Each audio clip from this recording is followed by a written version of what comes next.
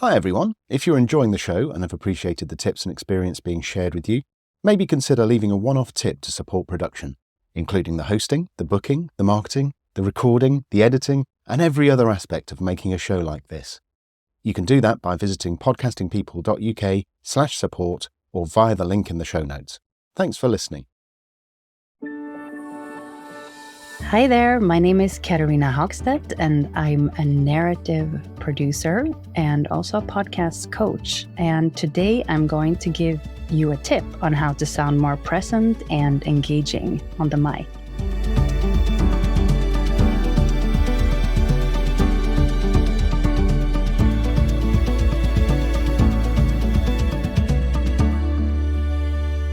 I run my own podcasting company called Tinka Media. And there I produce narrative podcast projects, usually with a focus around personal story, and also with a focus on creating that intentional emotional connection through the podcast.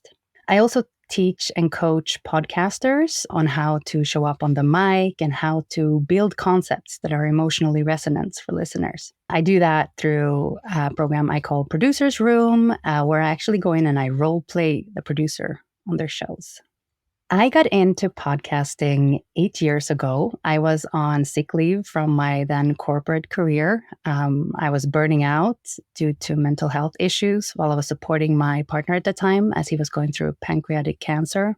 And that space of being off work and the busy world allowed me to just think of other things to do. And this was the time when podcasting were getting really big. There were huge podcasts coming out of the US, like Serial, for example. I was greatly impressed by that podcast. And I just started flickering around and see if I could do something similar. I noticed that I had this desire to share new types of stories around how it is to live around cancer and supporting someone with cancer.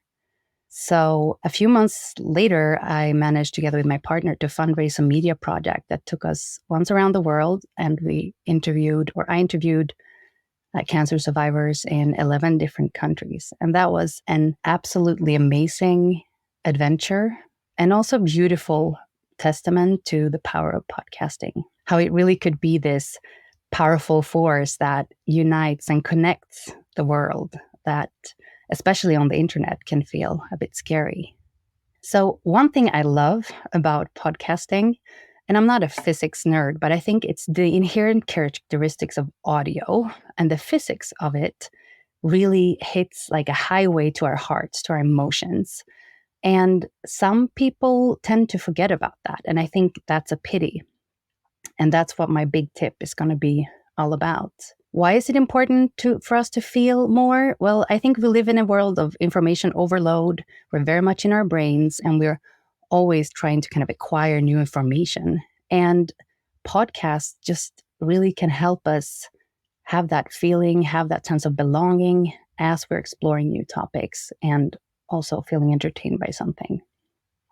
You probably noticed once when you kind of press played on a podcast where you didn't feel it and you had to kind of immediately get out and press pause. And I think that's this intuitive emotional response that we have when something in our ears just isn't right.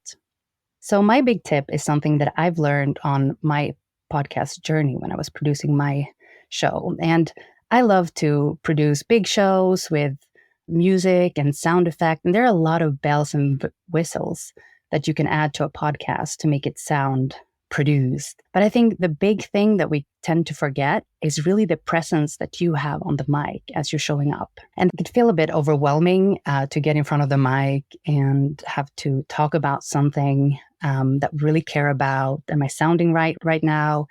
And my tip is all about moving that focus away from you and into the space you want to create. Yeah, I think actually podcasts are like physical rooms. They're like rooms that we go into as a listener, but also as a host of the podcast. So I want you to imagine your podcast as a room. What type of room is it? Is it like a busy coffee place where people just stop by, have an espresso and leave again? Or is it this cozy living room with a fire and a cup of tea? How do you want people to feel when they enter this room? And how can you play with this room in different ways? I hope that tip is helpful, and I wish you all the best for your podcast journey. If you want to hear more about my work or read more about me, you can go to tinkamedia.com. That's my website. And you can see all my links in the show notes. Thank you so much for listening to Podcasting People.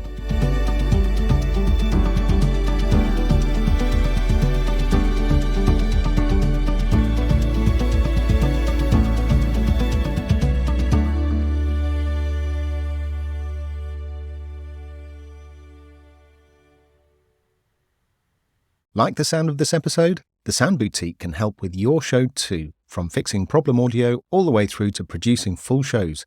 Visit thesoundboutique.com today to start a conversation. The link is in the show notes.